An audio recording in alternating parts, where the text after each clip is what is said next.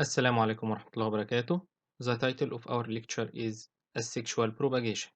محاضرة النهاردة إن شاء الله هنتكلم على التكاثر اللاجنسي. We can define the asexual or the vegetative propagation as the production of new individuals by using any material other than seeds. طبعا احنا هنا بنعرف التكاثر الجنسي واللي ليه مسمى تاني هو التكاثر الخضري، وهو إنتاج أعداد ونباتات جديدة باستخدام أي جزء تاني خضري بالنسبة للنبات بخلاف استخدام البذور. يعني قد أستخدم مثلا طريقة تطعيم بالعقل، أي استخدام جزء نباتي بخلاف استخدام البذور الناتجة عن عملية التلقيح والإخصاب. Concerning the advantages of the asexual propagation. First, the plants are uniform. The offspring are genetically identical and are the same in appearance as the parental source. The second advantage is the quick establishment of the plants. Only strong and healthy seedlings are transplanted, and thus a good stand is always obtainable. The asexual propagation is generally known to hasten the crop maturity. طبعا هنا احنا ابتدينا أول جزء نتكلم على مميزات التكاثر الجنسي.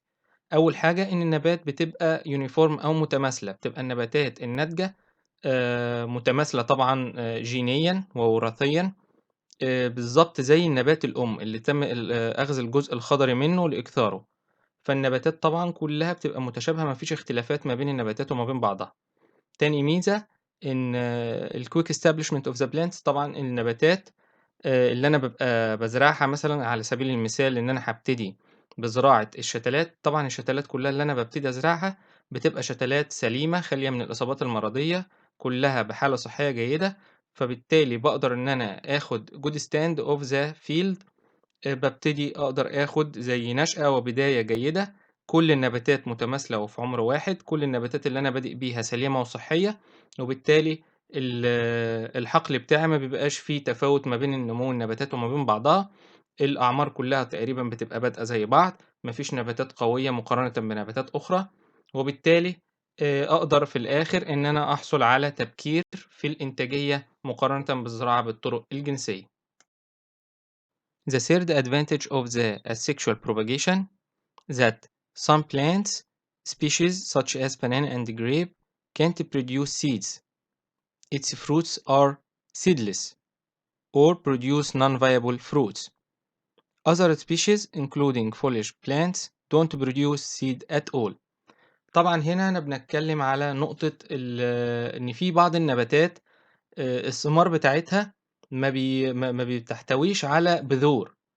وقد تكون البذور اللي لو هتكوّن بذور بتبقى بذور غير حيّة، بتبقى ما فيهاش حيوية خالص، وفي بعض النباتات أصلًا لا تُزهِر. طيب يبقى وسيلة الإكثار بتاعتها الوحيدة هتكون عن طريق الزراعة واستخدام الأجزاء الخضرية للنبات لإكثار أعداده. The fourth advantage that we can avoid the seed-borne diseases.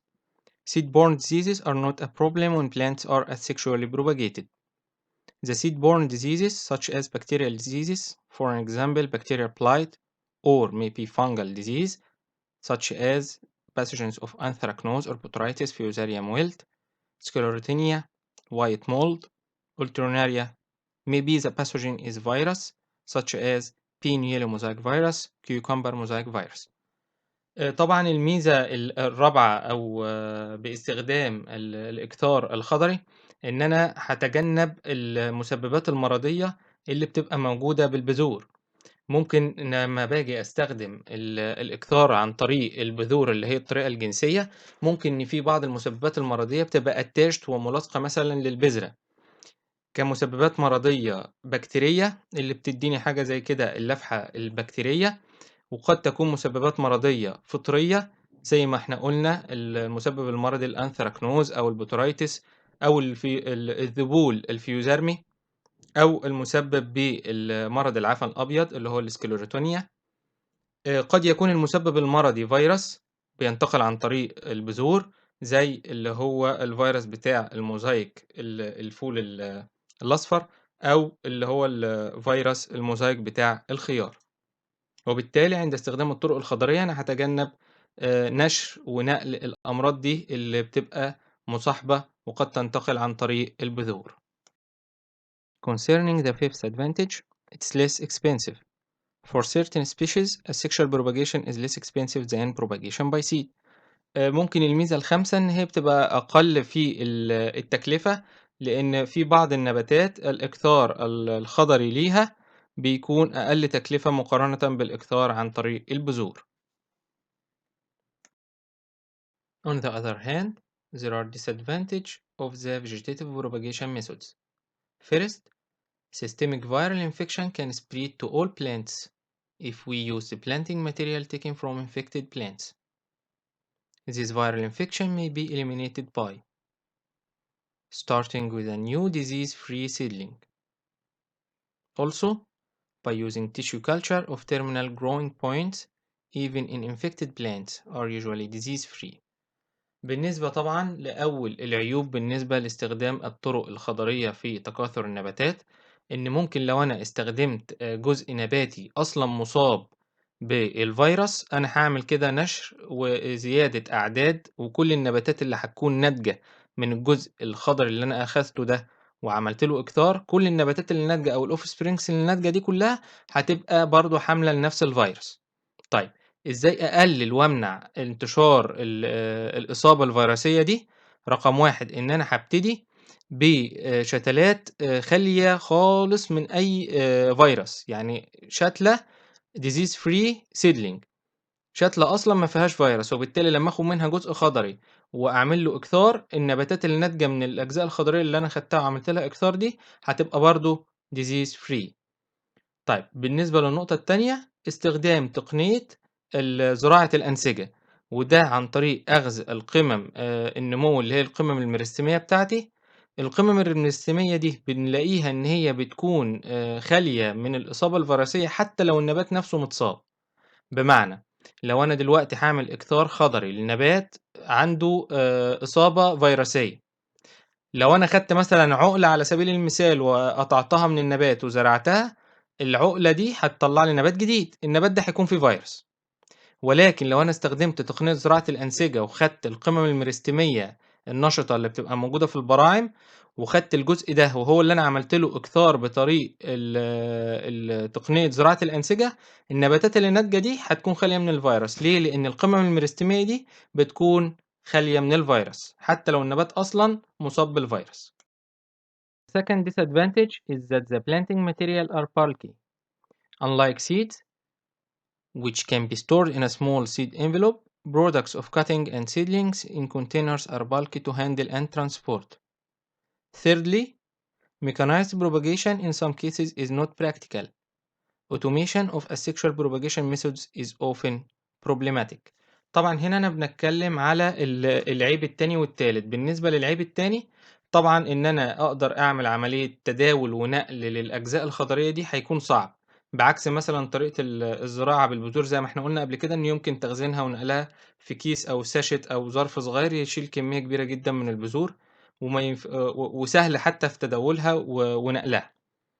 العيب التالت إن طريقة الإكثار اللي هي الآلية والزراعة الآلية زي ما إحنا قُلنا إن هي بتبقى ملائمة للزراعة عن طريق البذور، بتبقى هنا برضه غير عملية وغير مُهيّأة للزراعة الآلية باستخدام الطرق الخضرية.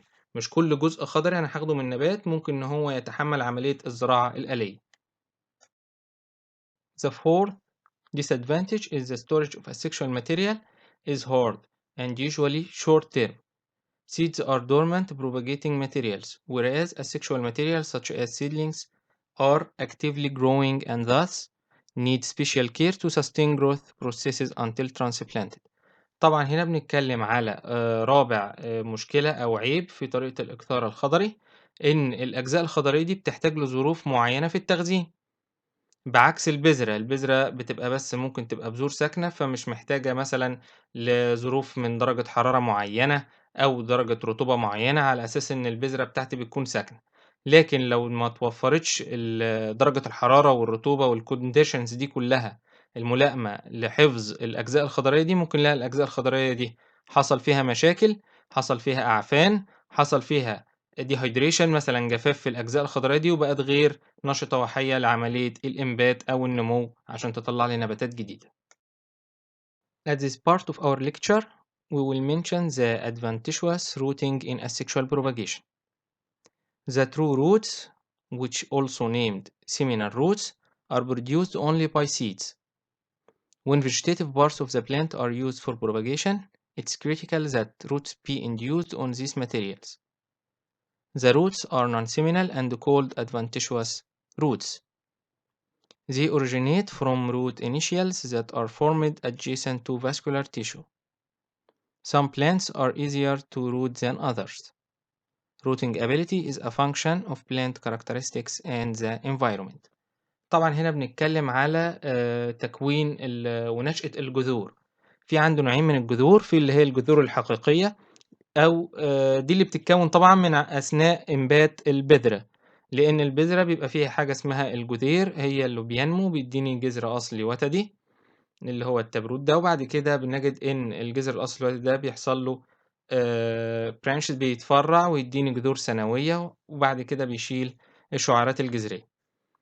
طيب في نوع تاني من الجذور بتُسمّى بالجذور الadventitious roots دي أو الجذور العرضية، دي بتتكوّن من مكان على الجزء الخضري بتاع اللي أنا هاستخدمه في الإكثار، لنفرض مثلًا استخدمت عُقلة ساقية، العُقلة دي أنا خدتها من فرع قصّيتها بالمقص وبابتدي أزرعها، بنجد إن العُقلة دي المفروض إن هي كانت فرع، في الأصل إن هو فرع branch وخدت منّه جزء من الstem بتاعي ده وهاخد العُقلة دي وأعمل لها إيه، اللي هي بتبقى اسمها cutting هاخدها وأعمل لها زراعة، بنجد إن العُقلة اللي هي كانت في الأصل stem دي اتكوّنت عليها مجموعة من الجذور، طَب الجذور دي هتتكوّن إزاي؟ المفروض إن الجذر زي ما قُلنا أو الشعيرة الجذرية بتتكوّن من المجموع الجذري، اللي بيبقى ناتج من نمو الإيه، الجذير زي ما إحنا قُلنا. طيب إزاي بقى العُقلة اللي هي في الأصل ساق هيتكوّن عليها جذور؟ الجذور اللي طالعة دي بنقول عليها جذور عرضية لإن هي طالعة كعارض إنها المفروض ما تطلعش من على الساق، الساق ده لمّا ينمو يدّيني أفرع، يدّيني أوراق، لكن ما يدّيش جذور. في حالة إن هو طلّع جذور، الجذور دي بنقول عليها جذور عرضية لإنها المفروض ما كانتش تطلع من المكان ده. طبعًا بقى بنقول إن الجذور اللي هتطلع دي بتتكوّن من منطقة قريبة جدًا للإيه، للأنسجة الوعائية.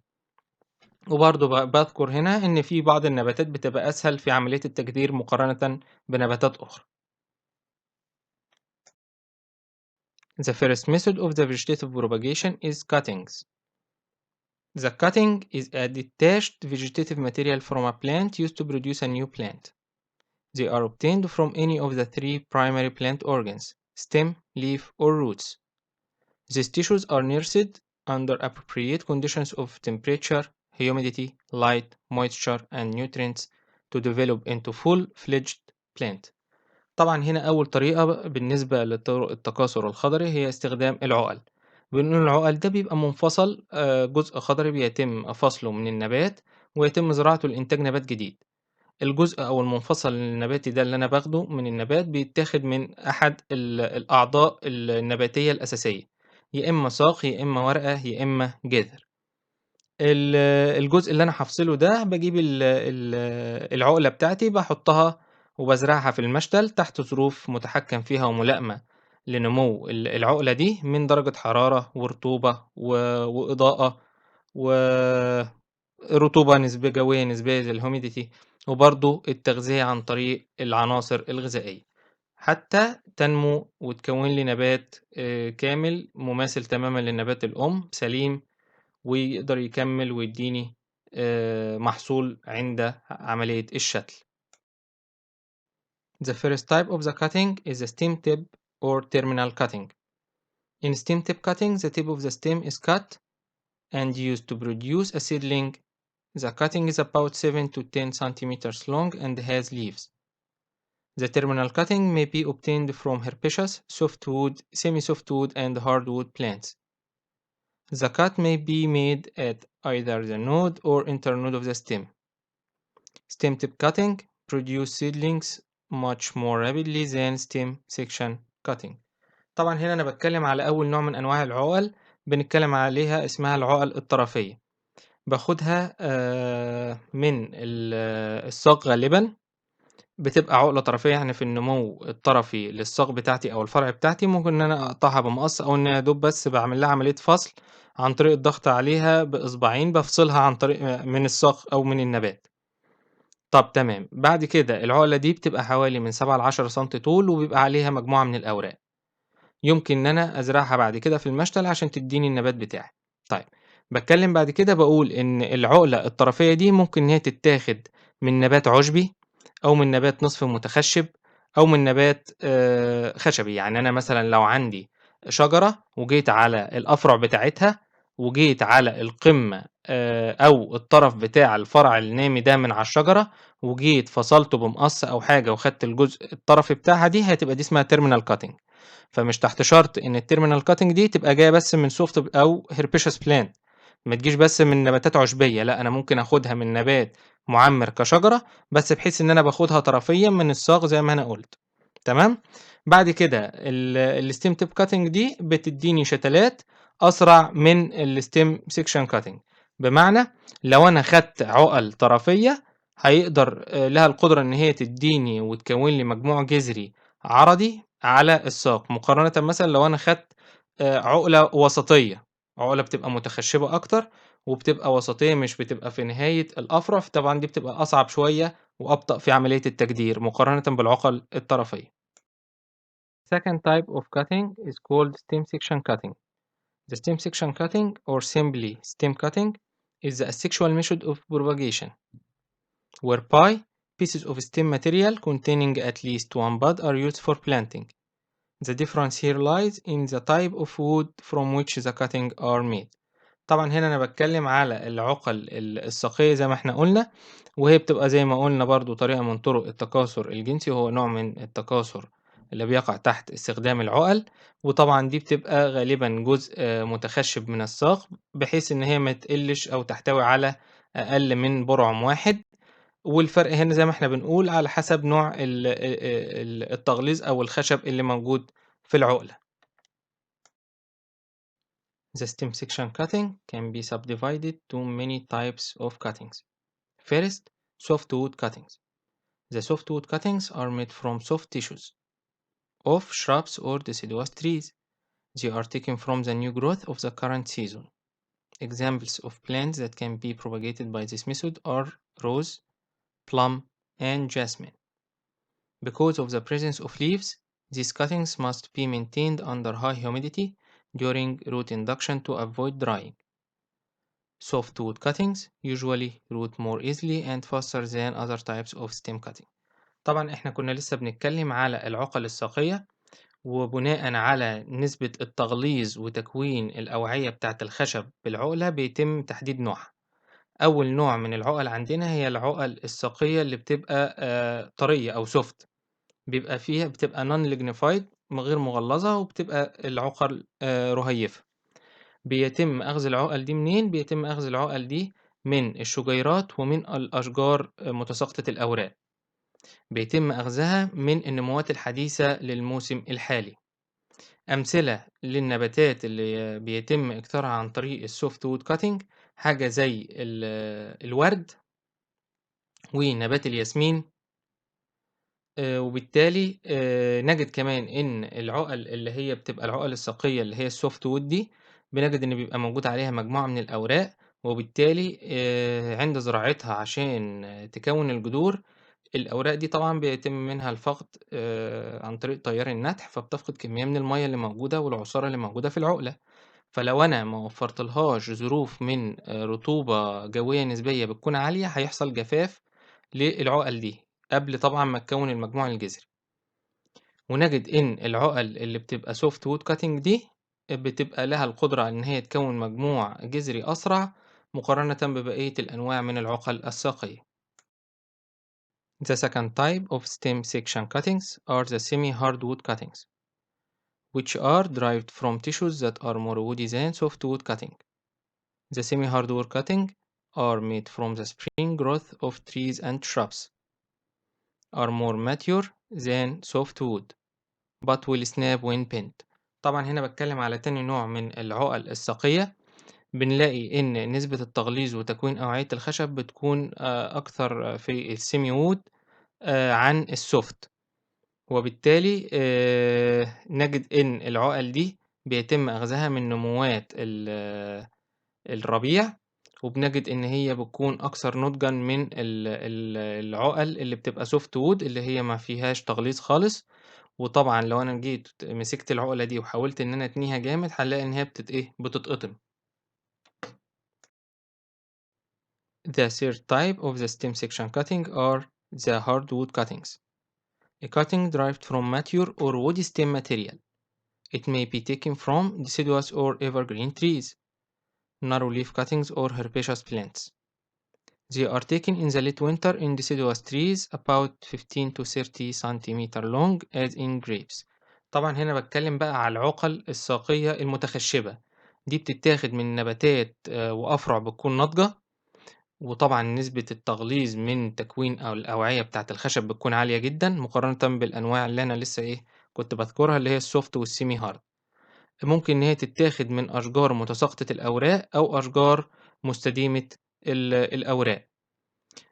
بتتاخد من نموات الموسم السابق كالموسم بتاع الشتا، ده على سبيل المثال في الأشجار بتاعة متساقطة الأوراق، كمثال يعني العنب، وبتتاخد العُقلة تقريبًا من 15 ل30 سنتي. والصور التالية هتوضح طبعًا الفرق ما بين العُقل المختلفة.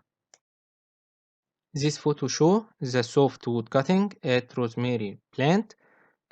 Also it can be terminal cutting. طبعًا هنا ده منظر المزارع بتاعنا، هو بياخد عُقلة بتكون عُقلة ساقية من softwood cutting اللي هي النوع بتاع العُقل الأولاني اللي ما بيبقاش فيه تغليظ من أوعية الخشب وبتبقى طرية. وفي نفس الوقت العُقلة دي تعتبر عُقلة طرفية، يعني هي دي برضه terminal cutting. ده في نبات الروزماري أو نبات الحصى البان. This photo show us how to plant the softwood cutting or the terminal cutting. طبعًا الصور دي هنا بتوضح لي بعد ما أنا أخدت العُقلة الطرفية أو العُقلة اللي هي الsoftwood بتاعتي دي، باجي أزرعها في بيئة الزراعة بتاعتي. طبعًا العُقلة لاحظ إن طولها ما بيبقاش طويل زي ما إحنا قُلنا حوالي من 7 ل10 سنتي، وفي نفس الوقت بيبقى موجود عليها مجموعة من الأوراق.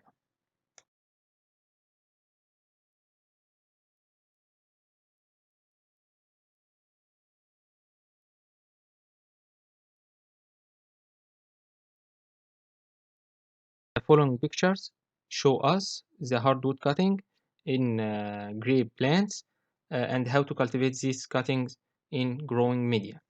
طبعًا الصور التالية دي هتوضح لي طريقة أخذ العُقَل الساقية اللي بتبقى متخشبة. طبعًا ده لاحظ إن النمو بتاعي هنا كان متاخد من نمو الشتا السابق، لإن الأفرع كلها لو ملاحظين ما فيهاش عليها أي أوراق، يعني العُقَل دي اتاخدت في موسم السكون بتاع أشجار زي أشجار العنب. والصور التالية بتوضح لي طريقة التقطيع بالأطوال المختلفة للعُقَل وزراعتها في بيئة زراعة على أساس إن هي تنبِّت. وبعد نجاح عملية الزراعة وتكوين الجذور الجديدة، هيبان لي الصور بتاعتي من خروج الأوراق الجديدة وتكوين المجموع الجذري عن طريق تكوين adventitious root أو جذور عرضية على العُقَل.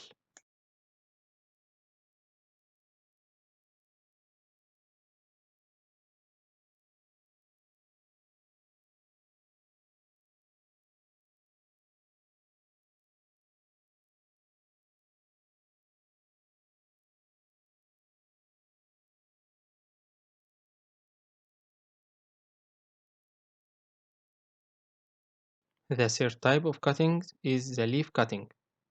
A whole leaf or part of one that is detached and used to raise a new plant, which includes full or partial leaf, leaf vein and leaf bud cutting.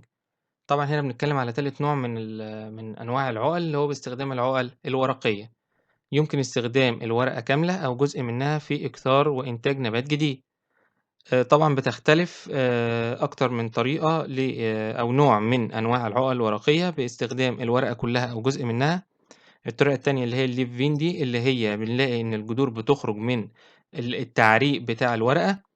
وتالت نوع حاجة اسمها الleaf bud cutting اللي هي العُقَل الورقية اللي بيبقى عليها برعم. The following photo show us the rooting of the petiole of the leaf. طبعًا هنا دي عُقلة ورقية تم استخدام الورقة كلّها، وتم وضع العنق بتاع الورقة ده اللي هو اسمه الpetiole. تم وضعه في مَيّة لغاية أمّا اتكوّن منّه الجذور الجديدة. لمّا أزرع بقى العُقلة الجديدة دي بعد تكوين الجذور هالاقي إنها بقى هتطلّع لي أوراق جديدة وتكوّن لي نبات كامل بعد كده. This photo show us the leaf cutting and the formation of a new roots at the ground level of the leaf. We can use a whole leaf or a partial or a part of a leaf. طبعًا هنا تكوين نبات جديد وأوراق جديدة هتتكوّن ومجموع جذري جديد من على القاعدة بتاعة الورقة الكاملة أو جزء من الورقة. طبعًا ده نبات بيتم زراعته موجود عندنا اسمه نبات جلد النمر. This photo shows us planting leaf cuttings by planting partial leaves. طبعًا الصورة دي بتوضح لي زراعة العقل الورقية بس عن طريق زراعة أجزاء مش الورقة كاملة. This photo show us the leaf bud cutting in pothos plant. طبعًا دي هنا النوع التالت من العُقَل الورقية اللي هي الleaf bud اللي هي بيبقى فيه ورقة فوق وفيه جزء من الساق بيبقى موجود عليه برعم، وده طبعًا بيتم زراعته في بيئة زراعة أو بنحطه في مَيّة لغاية أمّا يكوّن لي مجموع جذري جديد، وده طبعًا في نبات اسمه نبات البوتس. This figure shows us the propagation by leaf vein cutting. Notice that the leaf veins are cut on the lower side, then it's placed upper side on a rooting medium. طبعًا هنا لاحظ طبعًا دي هنا عن طريق التكاثر عن طريق زراعة العُقَل الورقية، بس بطريقة اللي هي استخدام العروق أو التعريق اللي ورا ده. أنا باحاول إن أنا أمسك الجزء أو السطح السفلي من الورقة وبابتدي أقطّع في التعريق بتاعه ده أو أعمل جروح في التعريق بتاعه، وبعد كده باحُط الورقة دي على بيئة إنبات وتجذير، بحيث إن الورقة دي سطحها السفلي طبعًا يكون ملامس لبيئة التجدير لغاية أمّا تكوّن لي مجموع جذري جديد من الأماكن اللي حصل فيها تجريح أو cutting في الحتت دي. The fourth type of cutting is the root cuttings. Roots are cut into short pieces in late winter to early spring from young stalks. طبعًا هنا النوع الأخير من زراعة العُقَل وهي تبقى اسمها العُقَل أو العُقَل الجذرية، وده طبعًا إن إحنا بنبتدي نعمل تعرية للمجموع الجذري وبنبتدي نقطّع الجذور بتاعتنا دي لأطوال أو عُقَل قصيّرة بتتراوح طولها من 2 ل6 إنش، يعني تقريبًا بنتكلّم في 6 إنش في 2.5 تقريبًا، بنتكلّم تقريبًا في حوالي 15 سنتي طول. طبعًا باخد العُقَل دي في نهاية الشتا أو أول الربيع، بتتاخد لنباتات تقريبًا عمرها حوالي من سنتين ل3 على أساس إن المجموع الجذري بتاعها يكون نشط. عند زراعة العُقَل الجذرية دي تبتدي إن هي تكوّن لي تنمو وتكوّن لي مجموع جذري وتطلّع من فوق أوراق.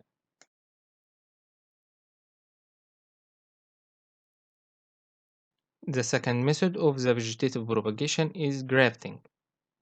Grafting is a method in which parts of two different plants are joined together so that they continue their growth as one plant.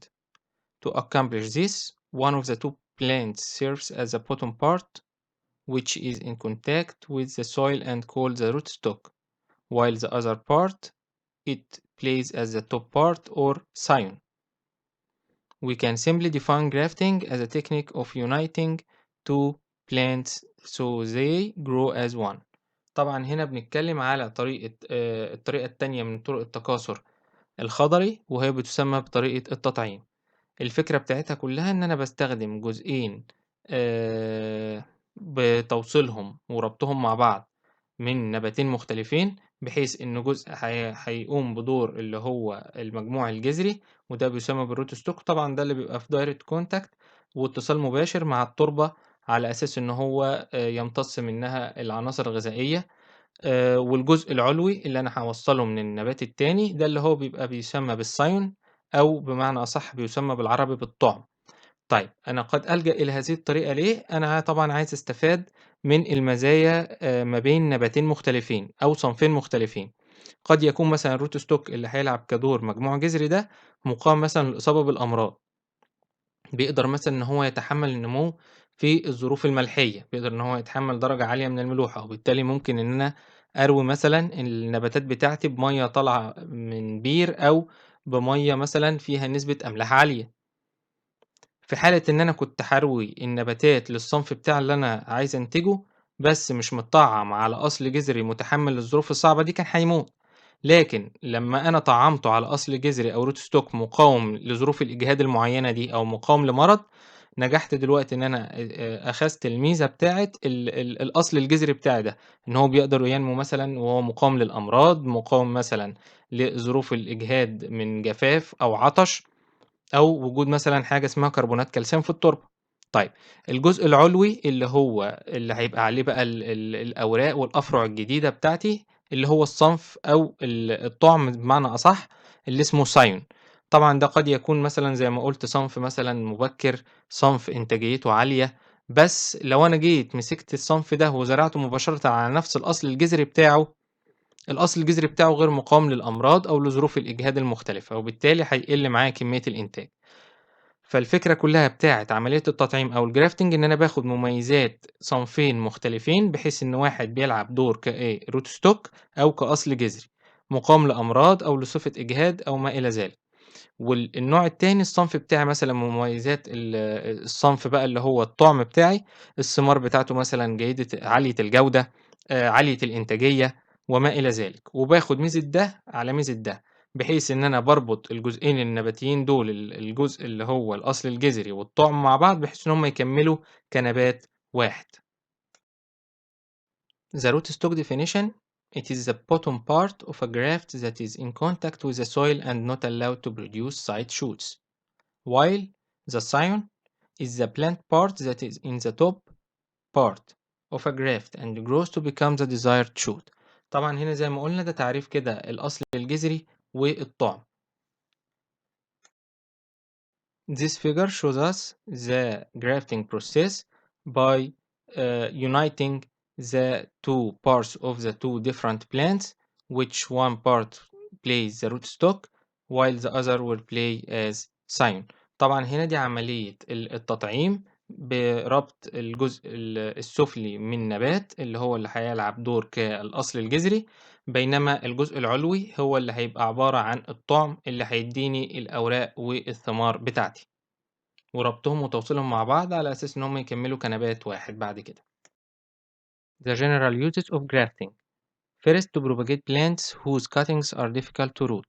Second, to provide disease resistance to a susceptible but desirable cultivar. In this case, the desirable cultivar is grafted on a cultivar that is able to resist soil-borne disease and pests, for an example.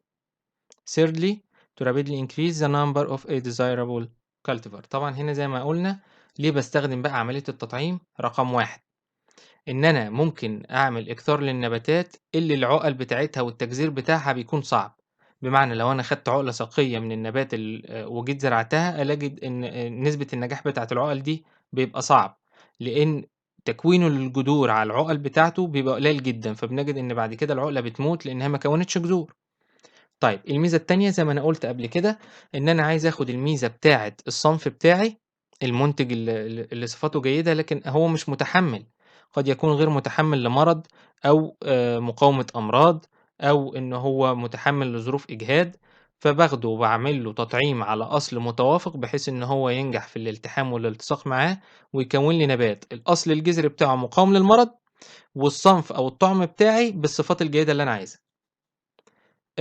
تالت حاجة لو أنا في حالة الغرض إن أنا عايز أُكثر وأكتّر الأعداد بتاعة صنف مرغوب فيه، فباعمل عملية على طول التطعيم دي على طول. The third method of the vegetative propagation is layering method. Layering may be described as modified cutting. The plant part to be cut is rooted before it's completely cut away from the parent plant. Roots or stems may be propagated by layering. The part of the plant that is eventually cut off to be grown independently is called the layer. Layering is accomplished in a variety of ways that may occur naturally or with the help of humans. تالت طريقة من طرق التكاثر الخضري هي طريقة بتسمى بالlayering أو بالعربي بتسمى بعملية الترقيد. الترقيد ده بيتم أخذ جزء من النبات ودفنه في التربة بحيث إن الجزء ده يحصل له عملية تجذير، وما بافصلوش من على النبات الأم إلا بعد نجاح عملية التجذير. عشان كده أنا باقول إن الطريقة دي أكنها طريقة تكاثر معدلة للتعقيل، أو لعملية زراعة عن طريق العُقَل. في طريقة العُقَل أو الcuttings أنا كنت باخد المنفصل النباتي أو العُقلة بتاعتي من على النبات، بعد كده باعمل لها عملية زراعة في المشتل حتى يتم عملية التجدير، فعملية التجدير حصلت في العُقلة بعيد عن النبات الأم. لكن في الطريقة بتاعة الlayering دي أنا باخد جزء من النبات سواء مثلًا فرع باعمل له عملية انحناء في التربة لغاية أمّا بادفنه في التربة. بعد ما بيتدفن بيبتدي تتكوّن فيه مبادئ جذور جديدة. ما بافصلش الجزء اللي عمل له تجذير ده إلا بعد نجاح عملية التجدير من النبات الأم. يعني ما بافصلش زي العُقَل بالمقص قبل التجدير لأ، أنا باخلّي المنفصل النباتي ده أو الفرع بتاعي يحصل له عملية تجدير، بعد كده بابتدي أقصّه وأفصله من على النبات الأم. طبعًا هنا أنا باتكلّم إن ممكن الطريقة دي تُستخدم في الإكتار للأفرع أو الجذور. الجزء اللي أنا باعمل له عملية ترقيد ده أو الجزء النباتي اللي هيتدفن في التربة ده أنا باسميه بالإنجليزي layer. طبعًا عملية الترقيد ده يا إما بتحدث طبيعيًا للنباتات أو بمساعدة الإنسان بحيث إن هو يمسك الفرع ويتنيه ويعمل له عملية انحناء ودفنه بالتربة. Layering occur naturally or by human aid. The natural layering types are table layering, runners, suckers, and crowns, while the human-aided layering types are simple, serpentine, trench, mound, and air. طبعًا هنا بنتكلم إن عملية الترقيد دي بتحدث يا إما بصورة طبيعية للنباتات، يا إما بعد تدخل الإنسان، وهنا ذكرنا الأنواع بتاعة الترقيد اللي بيحدث بصورة طبيعية، والترقيد اللي بيحدث بعد تدخل الإنسان، وسيتم ذكر هذه الطرق لاحقًا. Simply, layering can be defined as a method of vegetative propagation of plants, usually with flexible limbs, in which roots are generated on the limb before being planted as an independent plant. طبعا هنا أنا بعرف ببساطة إن عملية الترقيد دي هي طريقة من طرق التكاثر الخضري اللي بتتم على النباتات، وخاصة النباتات اللي بيبقى ليها نهايات أو النهايات بتاعة الأفرع بتاعتها بتبقى flexible أو مرنة، زي النباتات اللي هي بتبقى الأعناب والشجيرات. النهايات أو الأطراف بتاعة الأذرع بتاعتها بتبقى مرنة فبتتدلى، ممكن إن هي تلامس الأرض زي الصور اللاحقة اللي إحنا هنشوفها.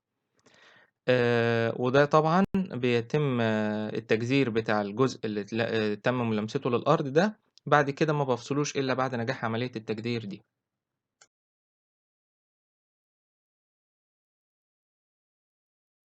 The following photos show us the tip layering method.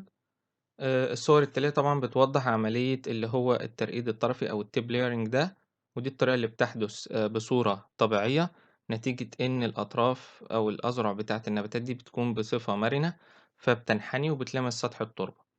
اللي عند ملامستها سطح التربة ووجود كمية من الرطوبة بيبتدي تتكون مبادئ للجذور، وبتتكون المجموع الجذري وبيتشابك بالتربة بتاعتي.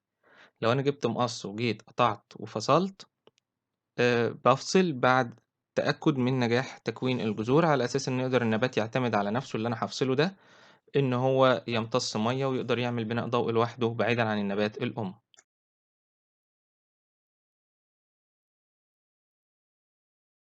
The second method of the natural layering types is runner. The runner is a type of stems when it touch the soil surface and finds the humidity and the adequate moisture, it begin to produce roots. طبعا الطريقة التانية زي ما قلنا لطرق الترقيد اللي بتحدث طبيعيا هي طريقة بتسمى بطريقة المدادات. المداد ده عبارة عن ساق صهيونية رفيعة عند ملامستها سطح التربة ووجود الظروف الملائمة من نسبة رطوبة ومية، بتبتدي إن تتكون مبادئ الجذور، والجذور دي حتى تبتدي تتشابك وتنمو في التربة. بعد نجاح التشابك ده بنلاقي إن بتتكون نبات جديد بأوراق جديدة، ممكن بعد كده إن أنا آجي أعمل له عملية فصل من النبات الأم. الطريقة دي بتبقى موجودة في نباتات زي نباتات الفراولة، بحيث إن النبات بيكون لي المدادات الجديدة دي كوسيلة من طرق التكاثر الخضري ليه، ودي طبعًا بتُستخدم عندنا في الإكثار بتاع نباتات الفراولة بالمشتل، والصور التالية توضح زراعة مشتل فراولة.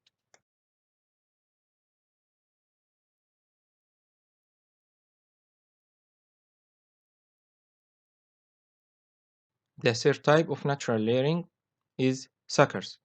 تالت نوع من أنواع الترقيد اللي بتحدث بصورة طبيعية هو بيسمى بالsuckers أو بالممصات أو الأفرخ المائية.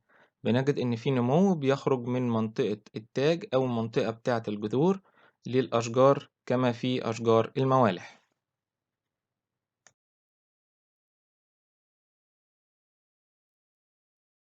The fourth type of the natural layering is crown division.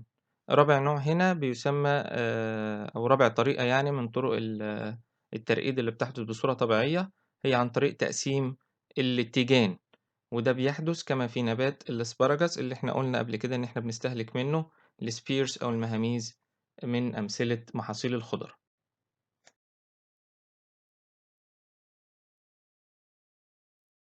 First method of the human-aided layering is called simple layering.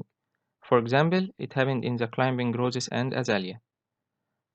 طبعًا هنا أول نوع من أنواع الترقيد اللي بتحدث نتيجة تدخُّل الإنسان كما في نباتات الورد والأزاليا، بحيث إن المزارع بتاعنا بييجي وبيعمل عملية ثَني للفرع بحيث إن هو يجبره إن هو يتني ويلامس سطح التربة وبيعمل له عملية دفن.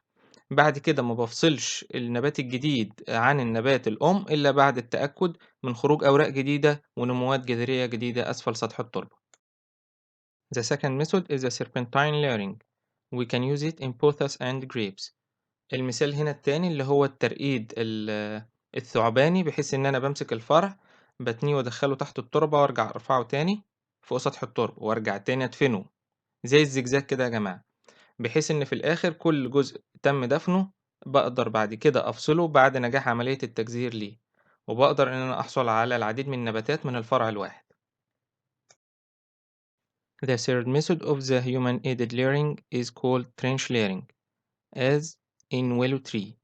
الطريقة التالتة يا جماعة من الترقيد اللي بيحدث بسبب تدخل الإنسان بيسمى بالترقيد الخندقي، بحيث إن أنا باجيب الفرع وباعمل زي خندق كده وأعمل دفن ليه في خندق، لما بينبت بيديني مجموع جذري كبير من تحت وبيبتدي إن هو يديني زي أكتر من فرع أو نبات من فوق، بحيث إن أنا بعد كده بعد نجاح الإنبات بتاع الفرع اللي تم دفنه ده بيديني أكتر من نبات عند فصلهم.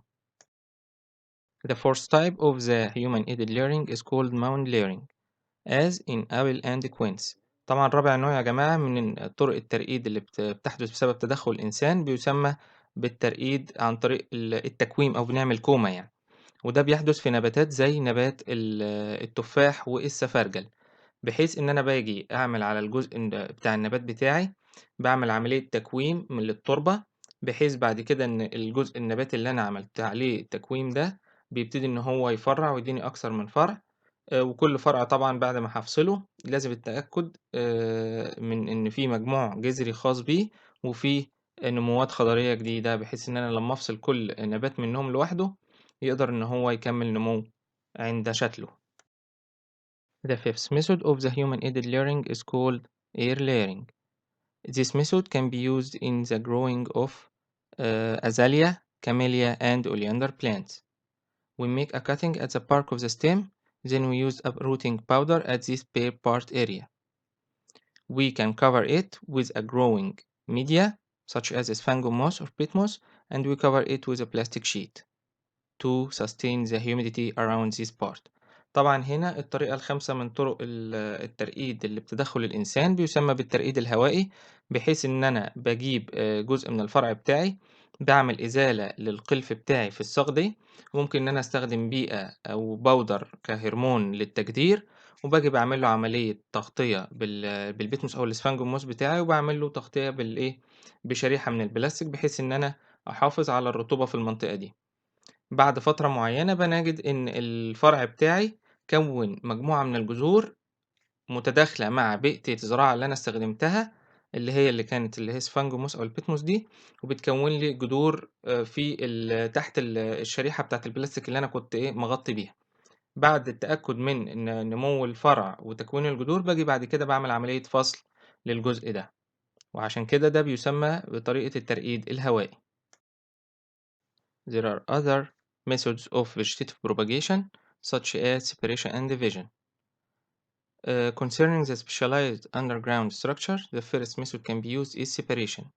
The separation is a method of propagation in which underground structure of plants are divided not by cutting, but by breaking along natural lines between segments. طبعًا هنا طريقة برضه من طرق التكاثر الخضري بتسمى بعملية الseparation أو عملية الفصل، بحيث إن أنا ما باجيش باعمل قطع مثلًا بسكينة في الأجزاء الأرضية اللي موجودة عندي، لأ ده أنا باعمل لها عملية زي فصل كده وتفصيص ما بين الخطوط اللي بتبقى موجودة بصورة طبيعية ما بين الجزء الأرضي المتكوّن ده تحت سطح التربة. The second method is called division. It's a method of propagation in which underground stems are cut into pieces and replanted. الطريقة التانية طبعًا هنا بتبقى اسمها تقسيم. التقسيم دي زي لمّا بتحدث في ضرنات البطاطس عند زراعتها، ممكن إن أنا أجيب سكينة وابتدي إن أنا أقطع الجزء في الضرنات ده، بحيث إن كل جزء يتم إعادة زراعته لوحده. طب أنا هنا قطعت إزاي؟ أنا ما فصلتش في خطوط موجودة بصورة طبيعية زي الطريقة اللي قبليها اللي هي كان اسمها الseparation أو الفصل أو التقسيم، لأ أنا هنا جيت عملت هنا تقطيع للضرنات نفسها. The fourth method of the vegetative propagation is by using bulbs. A bulb is an underground organ that consists predominantly of fleshy leaf scales growing on a stem tissue called basal plate. There are two types of bulbs, tonicate and scaly bulbs. طبعا هنا بنتكلم على الطريقة الرابعة من طرق التكاثر الخضري للنباتات، هي عن طريق زراعة الأبصال بغرض إنتاج نباتات جديدة. هنا باذكر إن في نوعين من الأبصال، في أبصال اللي هي التونيكت pulp دي اللي هي بيتم تغليفها من الخارج بأوراق حرشفية، وده زي اللي موجود في نباتات البصل بتاعتنا والتيوليب والدافوديل دول نباتات زينة. بينما الscaly pulp دي الأوراق الحرشفية الخارجية اللي هي اللي بتبقى موجودة للحماية دي ما بتبقاش موجودة، وعشان كده الscaly pulp دي بتبقى أكثر حساسية ورهيفة وأضعف من اللي بيبقى عليها أوراق حرشفية للحماية زي اللي موجودة في البصل.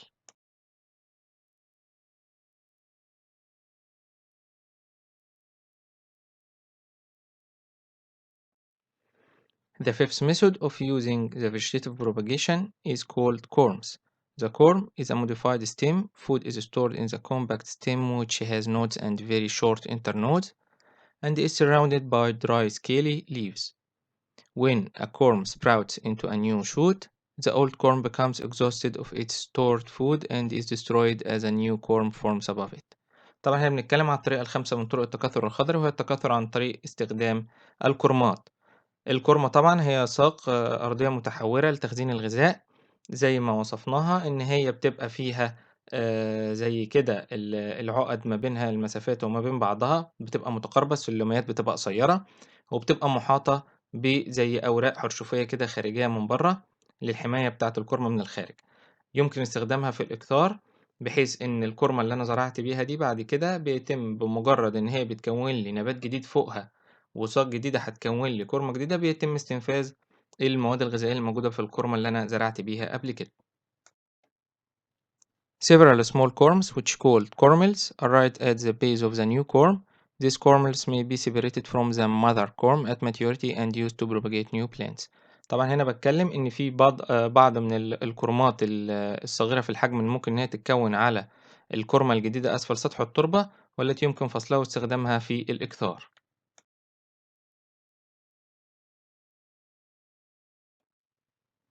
The sixth method of the vegetative propagation is using rhizome. Rhizomes are underground stems that grow horizontally. These rhizomes have nodes that produce adventitious roots that support shoots at these junctions. Rhizomes are also used for propagation by cutting dormant ones into pieces at the internodes. Example of plants propagated by rhizomes is ginger.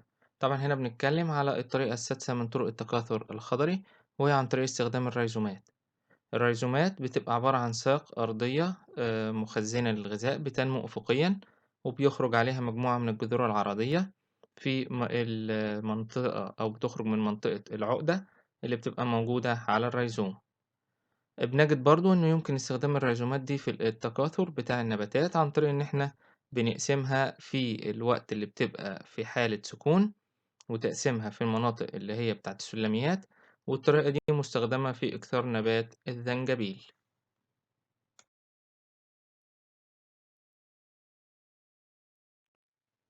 The seventh method of the vegetative propagation is using stem tubers. To produce a new plant, the tuber is divided into sections, so that each section has a good amount of flesh or stored food and buds. Once divided, the cut surface should be allowed to dry for up to 3 days before planting. An example of a stem tuber is found in potato. طبعا هنا بنتكلم على الطريقة السابعة من طرق التكاثر الخضري، وهي عن طريق تقسيم وتقطيع ضرنات زي ضرنات البطاطس قبل زراعتها. وبعد تقطيعها يجب إن كل جزء تم عمل section أو قطاع فيه، بحيث إن كل جزء من الضرن اللي تم قطعها دي يكون فيها كمية جيدة من اللحم أو الغذاء المخزن، ويكون فيها براعم عشان تنبت وتديني النمو الخضري. وبعد تقطيع الضرنات يجب إن إحنا نتركها حوالي 3 أيام على أساس إن الجرح اللي اتعمل ده يلتئم وما يحصلش فيه أي أعفان قبل الزراعة. This photo show us the division of the potato tuber. طبعًا الصورة دي هنا بتوضح عملية تقطيع ضرنة البطاطس، بحيث إن كل جزء زي ما قلنا يكون فيه كمية ملائمة من الغذاء المخزن القطاع اللي إحنا عملناه، ويكون فيه برعم على أساس إن هو ينمو ويكون لي المجموع الخضري. والفيديو التالي سيوضح عملية الزراعة الآلية لضرنات البطاطس بالحقل.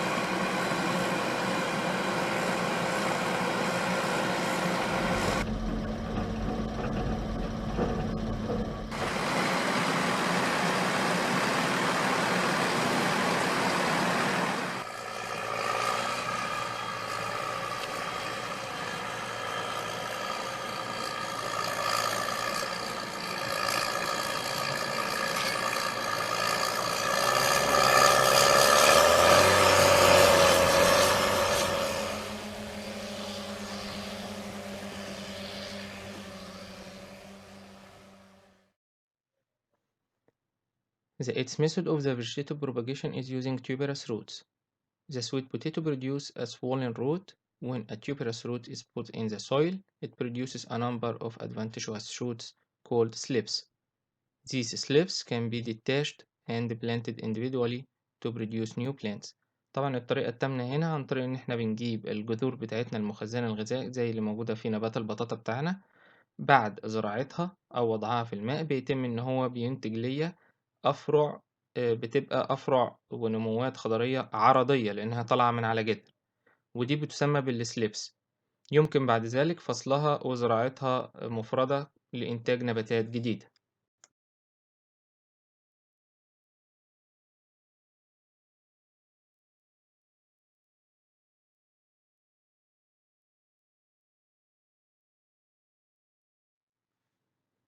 The ninth method of the vegetative propagation is called tissue culture. The tissue culture technique is a technique of producing new plants from single cells, tissues, or small pieces of vegetative material. طبعا الطريقة التاسعة للإكثار الخضري هي عن طريق استخدام تقنية زراعة الأنسجة، بحيث إن أنا ممكن آخد بعض من الخلايا وأعمل لها عملية إكتار لإنتاج نباتات جديدة، أو إن أنا باخد أنسجة أو بعض الأجزاء أو المنفصلات النباتية وزراعتها على بيئات مغذية حتى أن ننجح في إنتاج العديد من النباتات من هذا المنفصل النباتي.